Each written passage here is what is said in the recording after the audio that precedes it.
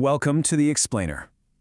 So, if you're a new or growing family and you've recently embraced that incredible northern beaches lifestyle, first of all, congrats. You've picked a genuinely fantastic place to live. But look, if you're like a lot of local families, you might be glancing around your older home right now and thinking it's feeling, well, a little snug. Today, we're going to act as your personal design consultants. We're breaking down a really fantastic guide from Beaches Drafting to methodically solve those space problems. Okay, let's just dive right in.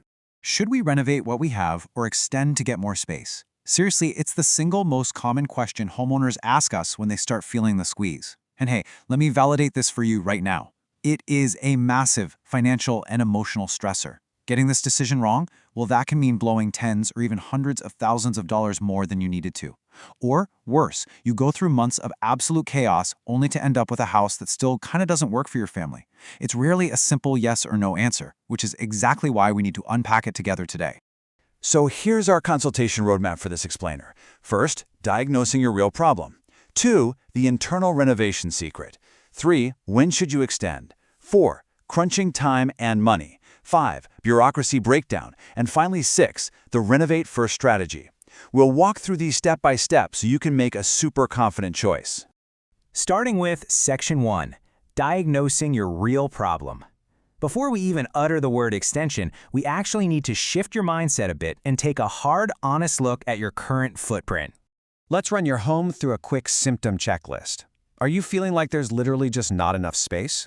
Or maybe the footprint is technically fine, but the layout is terrible, like rooms are in the weirdest places, the flow is awkward, and spaces just feel totally disconnected.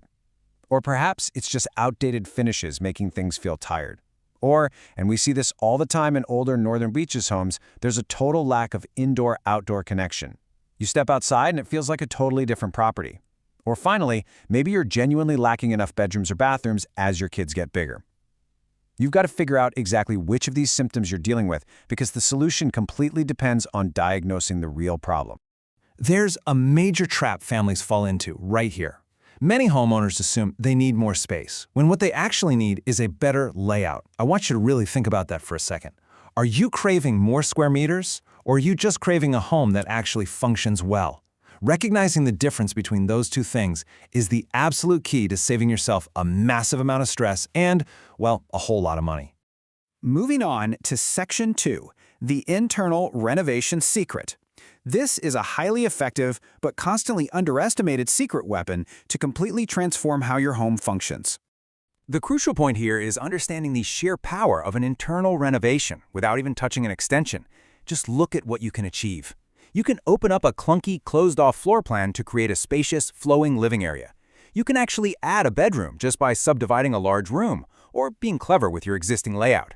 You can carve out a whole ensuite or a second bathroom within the footprint you already have. You can fix that indoor-outdoor connection by ripping out solid walls and throwing in some glazing or bifold doors. And of course, you modernize your kitchens and bathrooms while you're at it. The result?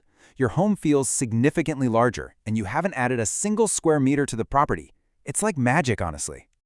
Now, check out this massive number, 80%.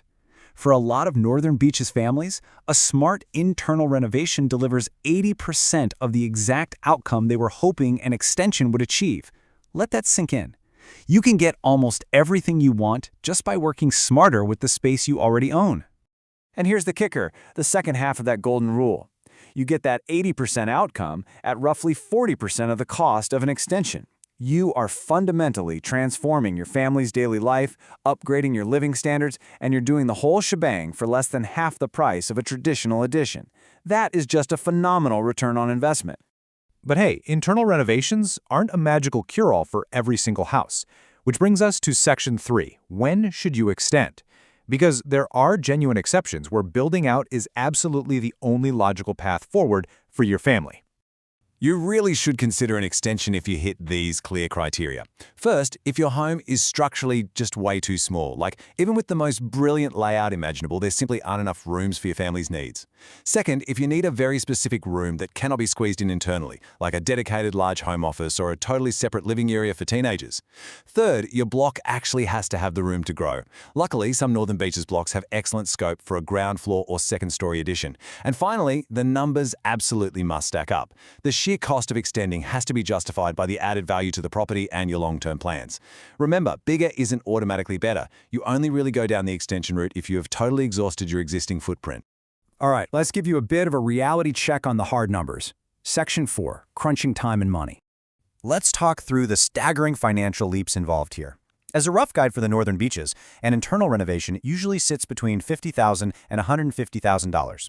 In a lot of cases, you can reconfigure a layout, update a kitchen and bath, and completely fix your indoor-outdoor flow for around $80,000 to $120,000. But a single-story extension?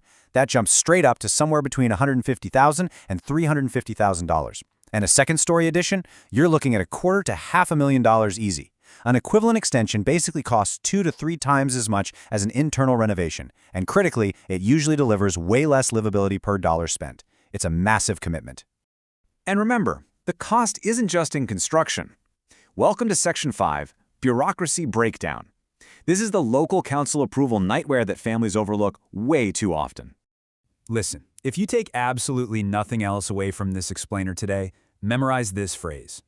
NSW, exempt development. This is about to be your absolute best friend on the northern beaches.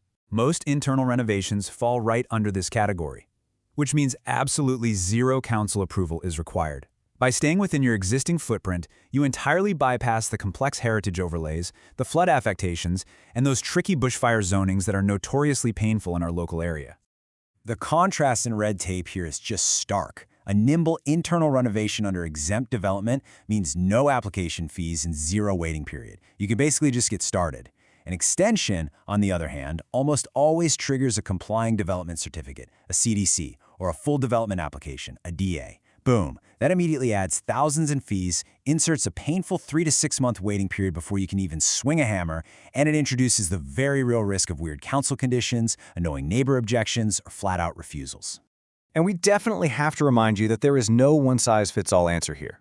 A 3-bedroom brick home in DY sitting on a generous 550 square meter block, that requires a completely different strategy than a tightly packed terrace in Manly on 200 square meters. Every single block is unique. That's exactly why getting a local design assessment to understand what's structurally possible and what specific approvals you'll trigger is absolutely crucial before you commit a single dollar to construction. So how do we tie all this together for you? Section 6, the Renovate First Strategy. This is a super practical, low-risk playbook for families who are feeling the squeeze. Let's walk through this exact playbook. Step 1, renovate internally first. Maximize your existing footprint, fix that clunky layout, and upgrade your finishes. Step 2, live in it immediately. You completely avoid the 6-month council wait and the massive, dusty disruption of building an extension. And Step 3, reassess. Once you're actually living in that newly optimized space, ask yourself if you genuinely still need an extension. This strategy is brilliant because it perfectly preserves your hard-earned capital. Let me reassure you why this works so incredibly well. You get a significantly improved home right now. You gain a much clearer understanding of your family's actual space needs as you live in it. Plus, if you do eventually decide to extend, you now have a far better designed base to build out from. And you've preserved your capital for when the time is truly right.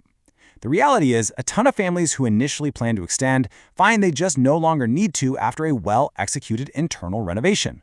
They unlock the space they already had and realize, wow, it was actually enough all along. So here's my question for you. Will you unlock the hidden potential of your current layout before committing to a costly extension?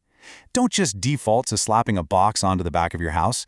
Be smart, prioritize layout over pure size, and you might just find your absolute dream home is already right beneath your feet. Thanks so much for joining us for this explainer, and happy renovating.